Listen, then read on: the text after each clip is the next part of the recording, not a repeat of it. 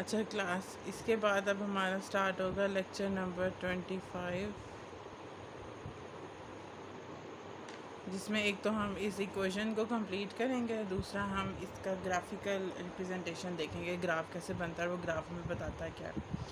अच्छा, अब यहाँ पे एक चीज़ थोड़ी सी गलत ये हो गई थी कि ये देखें 1 माइनस कॉस के लिखा, जबकि यहाँ मैंने प्लस लिखा हुआ। तो ये प्लस नहीं आता, ये माइनस ही आता है जब आप इसको सॉल्व करेंगे। ये वाली टर्म यहाँ इसको इससे मल्टीप्लाई करते हैं, माइनस इसको इससे मल्टीप्लाई करते हैं, यही होता है ना डिटर्मिनेंट का। तो जब मैंने इसको इससे मल्टीप्लाई किया तो यहाँ से लेके यहाँ तक की टर्म आ गई, ठीक है।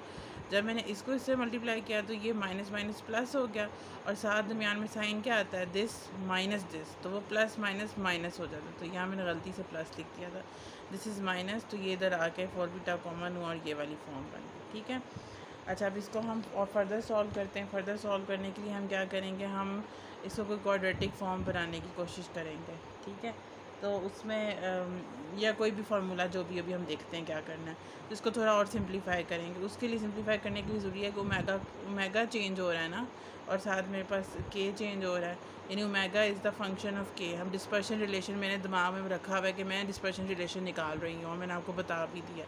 तो मुझे ऐसा कोई फंक्शन बनाना है जो y is equals to f x की तरह का हो, और जिसमें वाई मेरे पास ओमेगा हो और एफ ऑफ एक्स मेरे पास क्या हो, के हो, ठीक है। इस तरह से फंक्शन, यानी omega should be the function of के।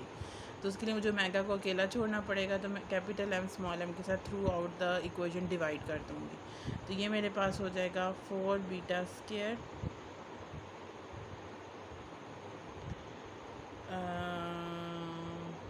साइन स्क्वायर के A divided by small M capital M, ठीक हो गया।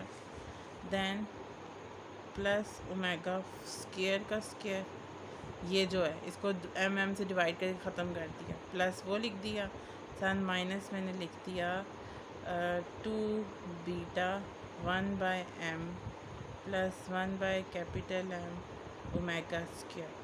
जब एम एम से डिवाइड करोगे आप तो एम एम इससे भी नीचे भी आएगा, इससे भी नीचे आएगा, ये कैपिटल एम इससे ख़त्म हो गया, 1 बाय स्मॉल एम दे देगा, प्लस स्मॉल एम कैंसिल होकर 1 बाय कैपिटल एम दे देगा, ठीक है। अब इसको थोड़ा अरेंज करना है मैंने, क्योंकि थोड़ा वो मिस अरेंज कर दी। इसको सबसे पहले लिखना है, फिर ओमेगा स्क्वायर को लिखना है, फिर इसको लिखना है। तो ये बनेगा ओमेगा स्क्वायर का स्क्वायर, ठीक है। अच्छा जी, then minus 2 beta 1 by M plus 1 by capital M omega square, और फिर जी आ जाएगा मेरे पास plus 4 beta square sine square के ए over M and capital M which is equals to 0। तो ये मेरे पास हो जाएगा बी स्क्वायर, वो जो आपके पास इक्वेशन होती है, नहीं सॉरी मैं गलत तो नहीं लिख रही, A X square, sorry A X square plus B X plus C is equals to 0। This is the quadratic equation, ठीक है, जिसका सोल्यूशन हम फिर कैसे निकालते हैं, x is equals to minus b plus minus b square minus 4ac over 2a। तो ये मतलब इस तरह से हम x निकाल लेते हैं। तो इसी तरीके से हम इसको भी सॉल्व करेंगे, ठीक है। तो ये मेरे पास बन जाएगा omega square is equals to beta, यानी कि माइनस बी है ना, तो ये मेरे पास है बी माइनस बी, तो माइनस माइनस क्या हो गया, प्लस हो गया, तो ये बन गया beta 1 by M plus 1 by capital M, ठीक है। आप कह रहे हो कि 2 बीटा भी तो है, तो वो 2a वाले 2 से कैंसिल हो गया, ठीक है। प्लस माइनस ये वाला प्लस माइनस आप रखें square root B square, again इसी का स्क्वायर, तो वो हो जाएगा 1 by M plus 1 by capital M का whole square minus 4 sine square 4ac, ए मेरे पास क्या है 1, क्योंकि ओमेगा के साथ कोई कोफिशिएंट नहीं है, और c मेरे पास क्या है, ये सारा का सारा किसको छोड़ के, बल्कि पूरा ही c है, 4 बीटा स्क्वायर 4 साइन स्क्वायर के ए ओवर एम कैपिटल है, ठीक हो गया। तो ये मेरे पास हो गया सी, और ये मेरे पास फाइनल वैल्यू डिस्पर्शन रिलेशन की आ गई, ठीक हो गया।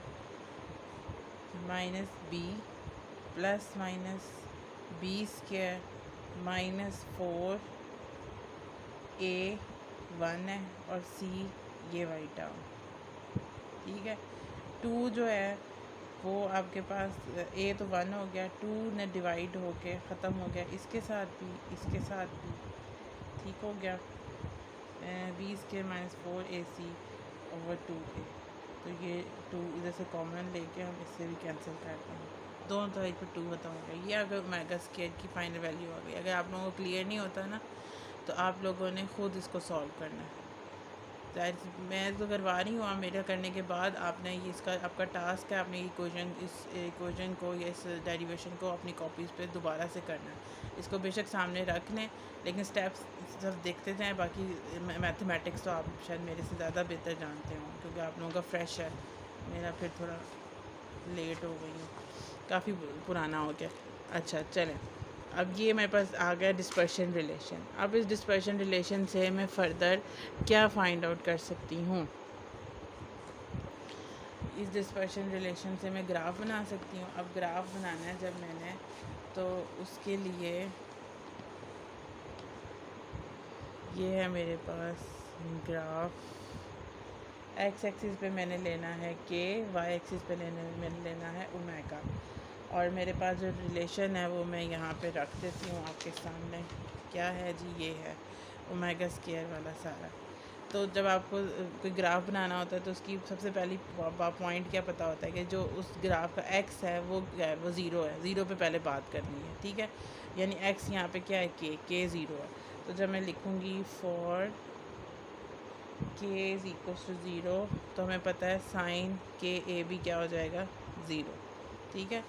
जैसे ये है साइन ज़ीरो ज़ीरो हो जाता है, तो साइन के भी ज़ीरो, तो ये वाली टर्म ख़त्म हो जाएगी। पीछे कौन सी, ये दो टर्म्स रह जाएंगी। तो omega square is equals to beta times 1/m plus 1/M। अब हमारे पास दो साइन आ रहे हैं, एक प्लस भी एक माइनस, तो दोनों को डिस्कस करेंगे बारी बारी। पहले करते हैं प्लस को, बीटा 1/m प्लस 1/M का whole square plus 4 sine square के ए ओवर M कैपिटल M, और साथ हमारे पास इस तरीके से था ये। वो बीटा मैंने इधर लिखना भूल गई थी, सॉरी। ये मैं भी सोच रही थी बीटा किधर चला गया।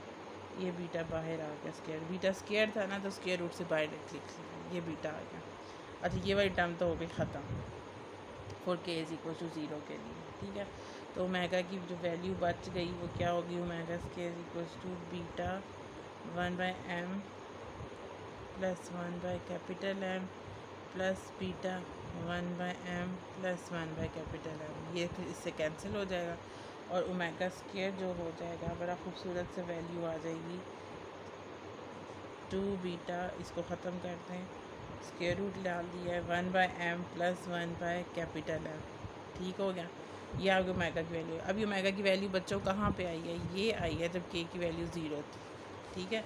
तो मेरे पास एक वैल्यू आ गई ओमेगा की, ये मैंने इधर पॉइंट बना दिया और इसके साथ लिख दिया 2 बीटा 1/m प्लस 1/M, साथ आ गया रूट, ठीक है, व्हेन के इज़ इक्वल्स टू ज़ीरो।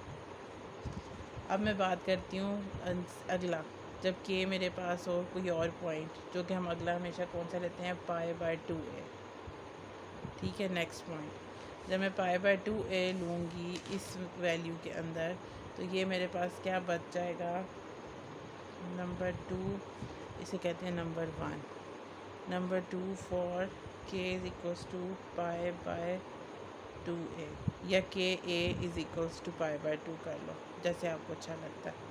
तो ये मेरे पास बन जाएगा, ये 1 हो जाएगा, तो 4/m स्मॉल m रह जाएगा।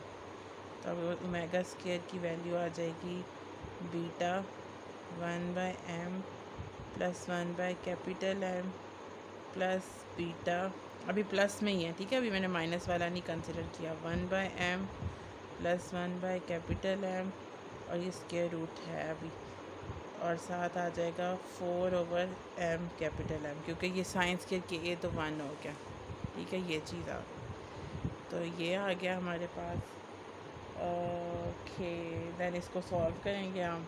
ये क्योंकि एम एम है, इसी भी एम एम हो सकता है, एलसीएम लेके सॉल्व करके आपने खुद करना बच्चों, स्टेप वाइज। ठीक है, पेपर में आ गया तो फिर आपको करना पड़ेगा।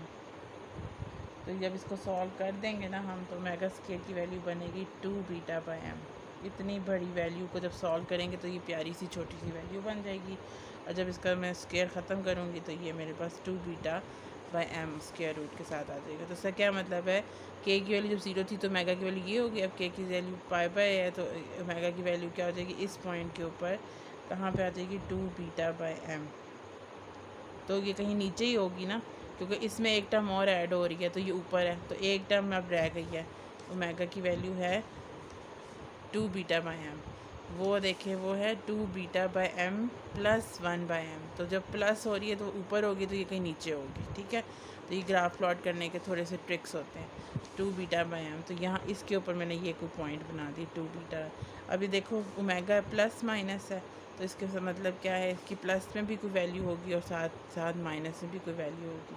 तो ये यहाँ से इस तरीके से एक अदद कर्व बन जाएगी और इसको हमने नाम दे देंगे, ये हो गया 2 बीटा बाई एम।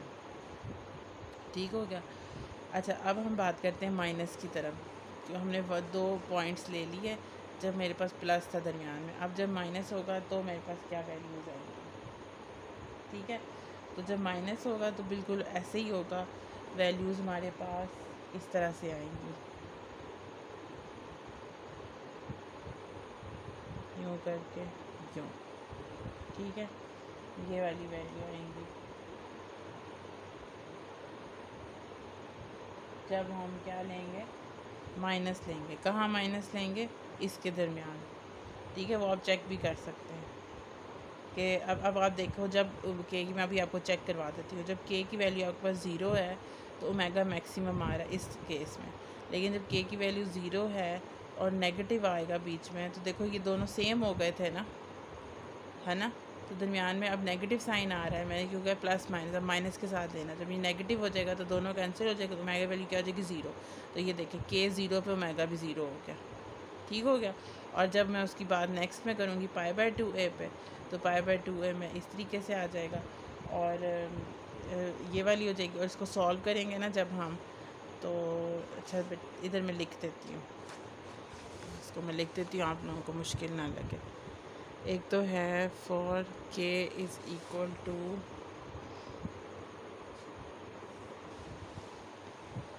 काफ़ी लंबी वीडियो हो रही है, नहीं ये तो अभी 12 मिनट की हुई है।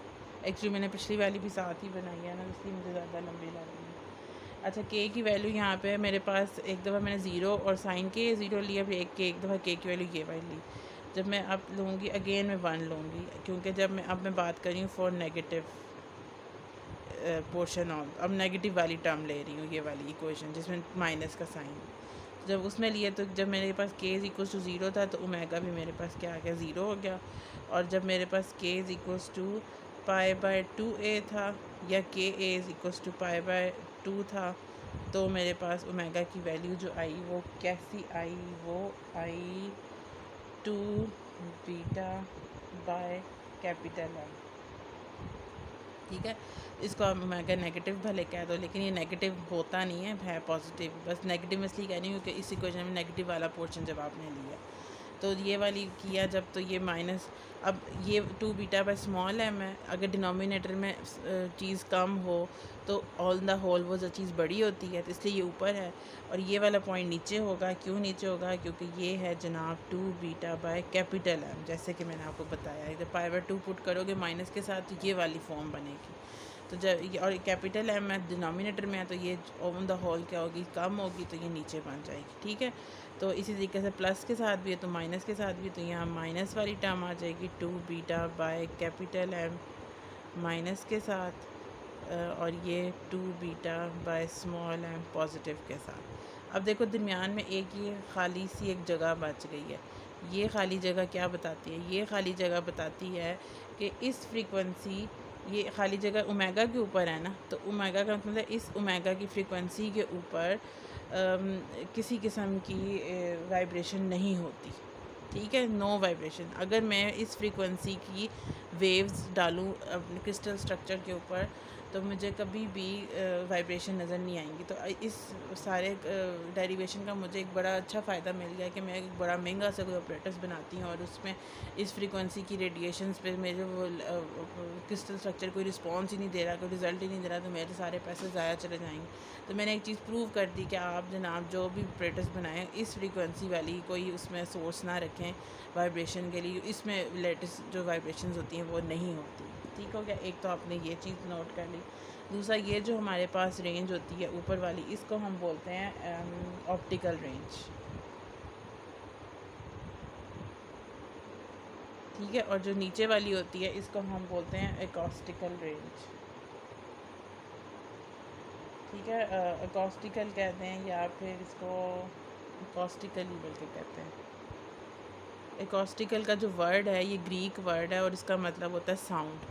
तो इसका मतलब ये होता है कि इस तरह की वाइब्रेशंस मोड कब जनरेट होती हैं, जब आप किसी ऑप्टिकल फॉर्म में फेंकते हैं, वाइब्रेशंस देते, ऑप्टिकल रेंज की रेडिएशंस फेंकते हैं क्रिस्टल के ऊपर और वो फिर करता है, जैसे कि एक्सरे डायफ्रैक्शन टाइप चीज़ हो गई। ठीक है, एक्सरे क्या ऑप्टिकल ही है ना, एक इलेक्ट्रोमैग्नेटिक वेव्स का हिस्सा है।